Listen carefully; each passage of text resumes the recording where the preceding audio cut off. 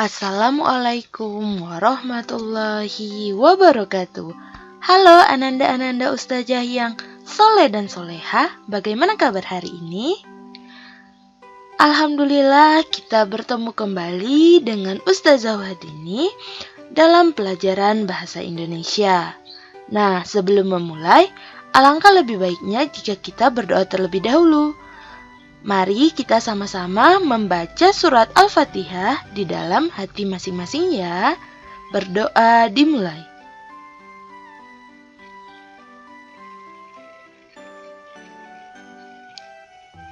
Selesai. Alhamdulillahirrabbilalamin. Hari ini kita akan melanjutkan materi di bab 2, yaitu tentang menuangkan gagasan, pikiran, arahan atau pesan dalam teks pidato persuasif. Lalu dengan kompetensi dasar 4.4 di mana menuangkan gagasan, pikiran, pandangan, arahan atau pesan dalam pidato lingkungan hidup, kondisi sosial atau keragaman budaya secara lisan maupun tertulis dengan memperhatikan struktur dan kebahasaannya. Lalu tujuan pembelajarannya ada 2. Yang pertama, Ananda diharapkan mampu untuk memahami cara menyusun teks pidato persuasif dengan baik.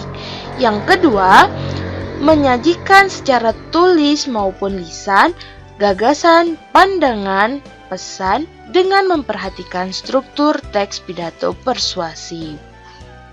Kemudian, ingin tahu kan bagaimana caranya? Cus kita explore bersama. Nah, sebelumnya nih, Ustazah ingin tahu, masih ada yang ingat nggak apa itu orator? Orasi bagaimana? Ada yang ingat? Bagus, Alhamdulillah Ananda Ustazah sekalian masih ada yang ingat.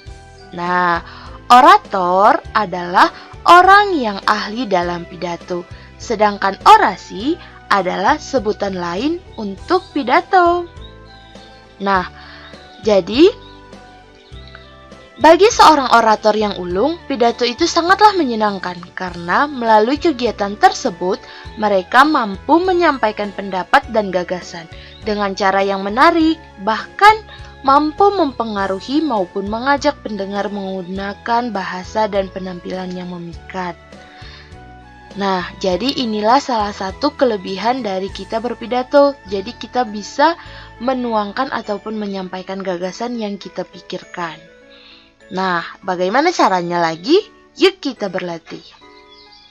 Nah, yang pertama, tuangkanlah gagasan, pendapat, serta pesan ke dalam bentuk teks pidato persuasif. Nah, dalam menyusun teks pidato persuasif itu ada 5 langkah. Yang pertama, kita harus memilih dan menentukan topik. Nah, usahakan topiknya ini adalah sesuatu yang kita kuasai dan topiknya ini menarik jika kita sampaikan agar pendengar semakin tertarik. Yang kedua, kita harus menentukan tujuan pidato karena seperti materi sebelumnya, dengan adanya tujuan, kita bisa menentukan arah tulisan kita agar tidak menyimpang kemana-mana. Dan yang ketiga, kita harus mencari dan mengumpulkan data untuk mendukung alasan bisa berupa fakta, contoh, bukti, maupun pendapat para pakar untuk memperkuat pendapat kita. Nah, kemudian kerangka pidato, di mana acuan dalam pengembangan ide agar sistematis dan runtun. Kerangka ini biasanya seperti strukturnya. Yang pertama kita harus membuat pembuka. Jadi dalam pembuka itu ada salam pembuka, ucapan rasa syukur, dan kata penghormatan. Nah, yang kelima, mengembangkan kerangka menjadi teks pidato yang utuh. Nah, kita contohkan ya. Yang pertama itu tadi adalah menentukan topik. Lalu topik di sini Ustazah ambil peringatan bulan gemar membaca. Nah, adapun tujuannya yaitu menggugah semangat untuk gemar membaca. Yang ketiga, data untuk memperkuat argumennya apa? Ada kata-kata di dalamnya kita ambil dari gerakan literasi sekolah yang digalakkan oleh pemerintah. Karena sekarang kurikulum 2013 itu salah satu hal yang kita lakukan yaitu adanya gerakan literasi sekolah. Nah, kerangka pidato. Seperti yang Ustazah bilang tadi, ada kata pembukaan, ada isi pidato, dan ada kata penutup. Kemudian, yang kita bahas itu adalah bagaimana cara mengembangkan kerangka menjadi teks yang utuh. Nah, setelah kita menyusun kerangka, kali ini kita akan mengembangkannya menjadi teks yang utuh. Nah, ananda-ananda sekalian bisa melihat seperti kata Assalamualaikum warahmatullahi wabarakatuh itu termasuk apa, serta bulan gemar membaca itu tadi termasuk apa, gerakan literasi sekolah yang saat ini sedang digalakkan pemerintah tadi termasuk data ya.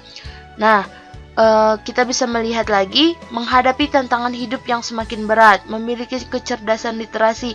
Ini merupakan salah satu topik ataupun pokok-pokok yang terdapat dalam paragraf. Jadi bagaimana ananda sekalian membuat sebuah paragraf ataupun membuat sebuah teks dari satu paragraf ke paragraf yang lainnya agar nyambung. Nah, ini kelanjutannya. Kalian bisa melihat bahwa setiap paragraf itu mempunyai gagasan utama ataupun pokok-pokok pentingnya.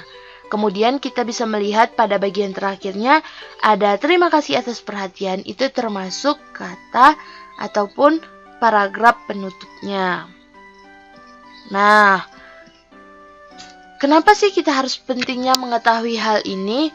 Karena sesuai dengan firman Allah dalam Quran Surat Al-An'am ayat 160 dikatakan bahwa barang siapa membawa amal yang baik, maka baginya pahala 10 kali lipat amalnya. Dan barang siapa yang membawa perbuatan jahat, maka dia tidak diberi pembalasan, melainkan seimbang dengan kejahatannya. Sedang mereka sedikit pun tidak dianiaya ataupun dirugikan. Jadi maksudnya itu adalah ketika kita menyampaikan dan mengajak seseorang kepada kebaikan, insya Allah akan memberikan balasan atas perbuatan yang kita lakukan. Karena hal tersebut telah disampaikan. Hal-hal yang benar kepada orang lain agar informasi yang kita berikan dapat dipercaya oleh orang-orang. Nah, bagaimana? Sudah paham kan? Jika ada yang kurang paham, ananda sekalian boleh menanyakannya kepada Ustazah.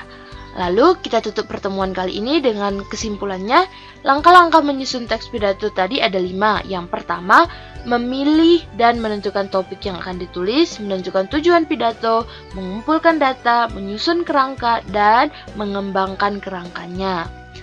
Nah, ananda-ananda Ustazah sekalian, terus ingat untuk selalu menjaga kesehatan, selalu melaksanakan sholat wajib 5 kali dalam sehari, terus semangat belajar, dan jangan lupa tebarkanlah kebaikan antar sesama.